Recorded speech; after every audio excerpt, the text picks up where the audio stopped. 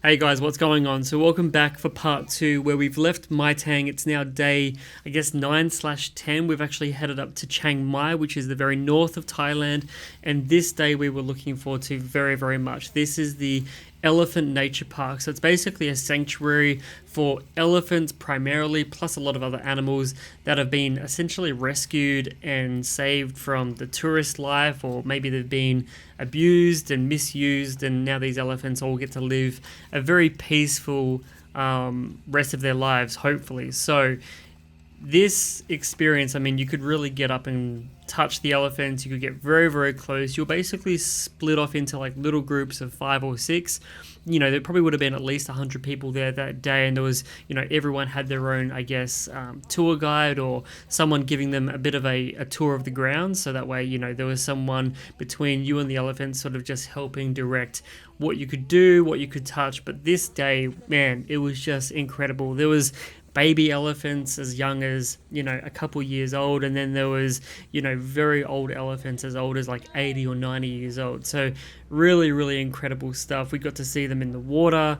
We got to see them just sort of running around doing what they want to do. They're all sort of split off into little groups as well with the elephants. Like all the elephants have their own, I guess, handler that sort of feeds them and looks after them and cares for them. But most of these elephants are all females because they're a little bit more friendly. All the male bull elephants, they're either separated or they're off in, you know, I guess the jungle a little bit, because this particular piece of land covers a lot of territory. It probably covers, like, I think they said 400, 500 hectares, something like that.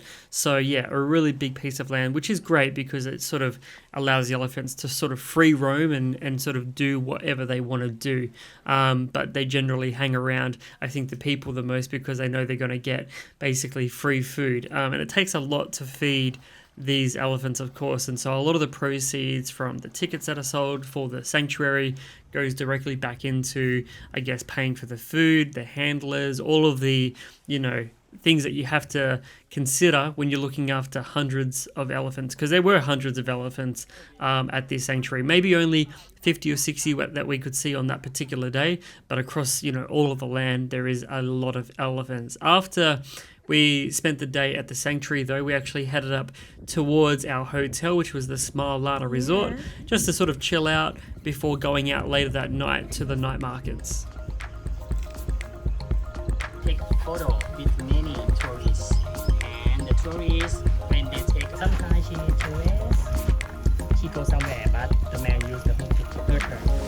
Stop. If the human try to touch her again, the hook will reject. In the past, Alphabet had the idea.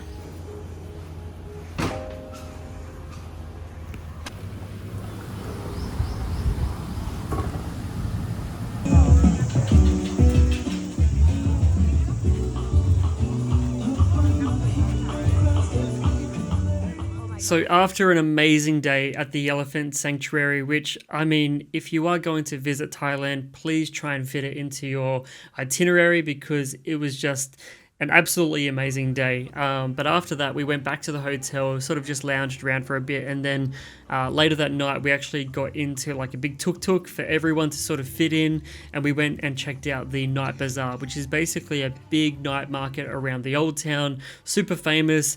All your sort of touristy gifts there. So if you want to buy a knockoff Rolex, this is probably the place to do it. Tons of food, tons of drinks, just a really good vibe. Everyone was out. And I think this is sort of happening pretty much every single night. So a really, really good market. And, you know, if you're wanting to do a bit of shopping and do something a little bit more touristy, this is actually a really fun night. And then we got in this really sick tuk-tuk with one other person from our group. And this person was absolutely hauling us on the way home. I reckon they were doing about 60, 70 Ks an hour, which, I mean, is probably 20, 30 kilometers more than what they should have been doing, but it was a lot of fun. And I mean, in general, I felt like, you know, these guys, they know what they're doing, but it still felt a little bit hairy.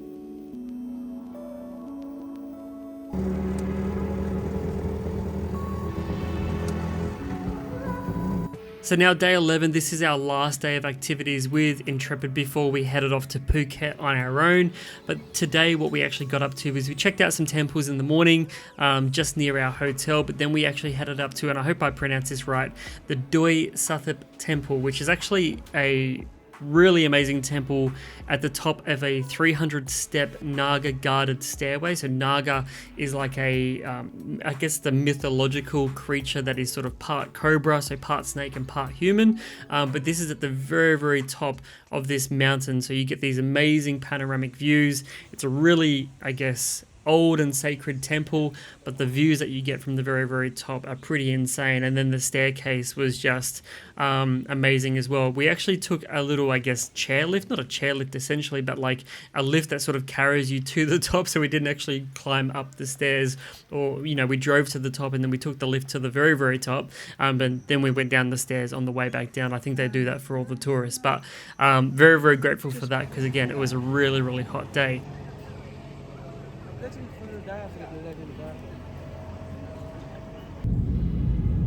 So now day 13, we're actually leaving Chiang Mai. We're actually heading to Phuket. This was just so we could have 5 or 6 days to ourselves, just to relax, check out the islands, just sort of go at our own pace and do a bit of exploring on our own. But the actual resort we stayed at was called the Sentara Grand Beach Resort. We sort of splashed out a little bit, just we had a really nice hotel room that was like on the beach with a lazy river, something that I personally requested. But the view from the balcony from this hotel was just incredible. The sunsets, the hotel in general, it was just amazing. Definitely a bit of a highlight in terms of accommodation. But then, you know, day 13 onwards was pretty much checking out all the islands, as you'll see. But yeah, this hotel was pretty incredible.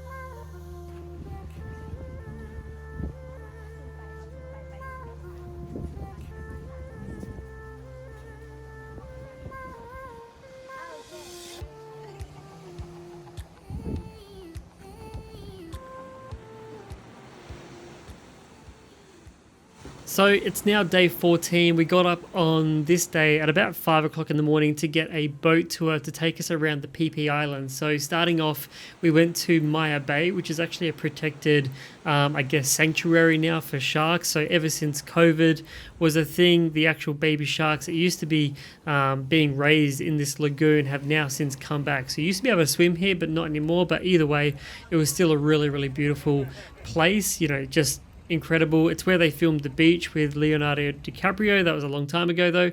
And then after that we went to Pile or Pile Lagoon. So we actually jumped off the boat, swam around. The water temperature was like, again, bath water. It was basically like 30 degrees Celsius, or at least it felt like that. And then after that we went and checked out the Viking Cave. So again, we had another swim.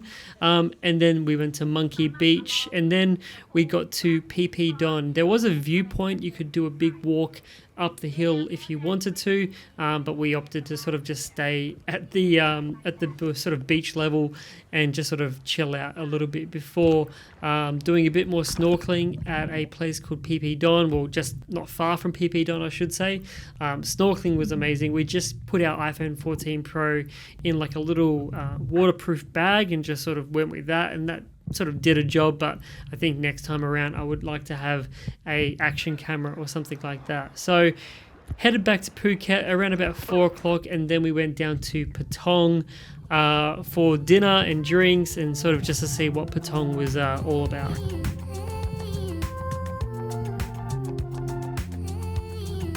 Now, I should say as well that with the snorkeling in Thailand, especially around these islands, the PP Islands, that every single time we hopped in the water, there were just fish everywhere.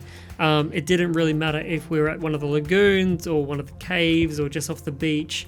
There was just a lot of fish. There was some coral. There was just a lot of different things to sort of keep you interested. And you know, we were just in there with an iPhone 14, like I said, in that little waterproof seal bag, and our snorkel that was provided from the cruise or from the tour guides and stuff. And we were absolutely just sort of loving it. It was a really good time, and the temperature of the water as well never made it feel like, you know, you had to get out after 5 or 10 minutes because it was too cold. You could honestly stay in there for a very long time. So if you are interested in snorkeling and, you know, you're thinking about doing it in Thailand, I would 100% recommend.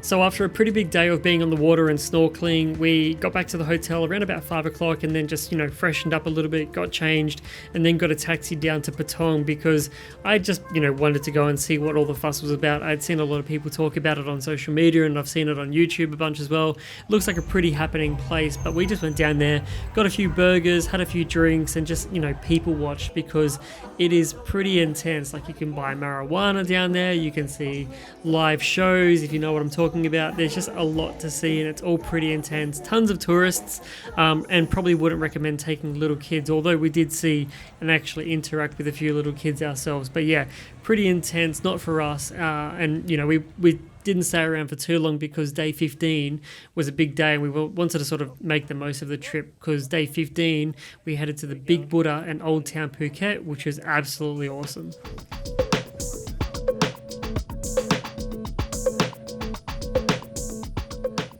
So morning of day 15, we're checking out the Big Buddha, which is actually something that you can see from like a long way away. Like, it is actually a humongous Big Buddha. Tons of monkeys and stuff running around. It was actually a really cool time. And you know, you don't have to hike up a bunch of stairs and stuff like that. They pretty much drive you to the top, and then there's just a small set of stairs to get to the top of the Big Buddha. But it was actually a really nice viewpoint, perfect weather for the day as well.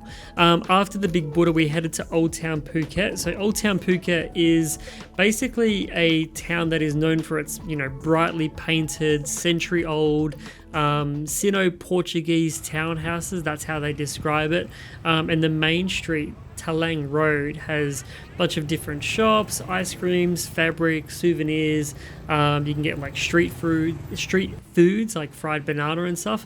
And that was actually a really cool day. And it's been around apparently since like 1511 or something like that, which is, again, just, it's kind of hard to understand how long this town's been around for. But then after that, for lunch, we went to a place that we've been wanting to go, or Alexandra had been wanting to go for a long time, called Wan Chun, very well known. It's got a bib rating on the Michelin guide, and we had this insane crab yellow curry with some southern Thai stewed pork belly. It was actually like life-changing. It was pretty amazing. Hilariously though, we actually did get no footage of that amazing food that we ate. I think we were just sort of too engrossed in the whole situation. But speaking of food, at the end of the night, we actually went to one of these markets, and we were just sort of, I don't know, we were pretty dumb, pretty hungry, and we went to 7-Eleven to get these, I guess, ham and cheese toasty sandwiches, and they were actually insane. They were so good. People have been talking about them on YouTube and stuff, and so I wanted to go try one out, and it was really good. Meat fluff hanging out.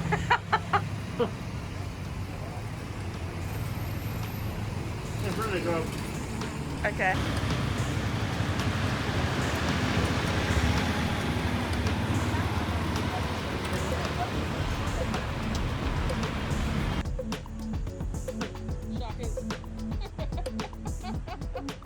So last day, day 18, we had a late checkout, so we decided to just, you know, hang around the resort, have a swim, try and tire us out a little bit before getting on the flight and going back home. But overall, Thailand was amazing, Intrepid was amazing, Tony was great, AJ was great. It's for her. The food, the places that we visited were all awesome. Would go back to pretty much all of them again. Chiang Mai, I think, was the highlight for me, with the elephant sanctuary, and just in general, like, I really like Chiang Mai as a city. In terms of tech, I mean, all of this has been videoed on the iPhone 14 Pro, so pretty incredible what you can achieve on just an iPhone. The two big DSLR cameras that we used, we pretty much only used for photography. So all the video stuff was done on the iPhone with the gimbal, and it was just super convenient. So guys, that's pretty much it for this trip. Hope you guys enjoyed it, and I'll see you guys in the next video where I'll be in Taiwan for the Tech Content Creator Festival. Cheers. I don't know how I can get on the feet. Oh, they're really well. Gotcha. That's wrong. Yeah.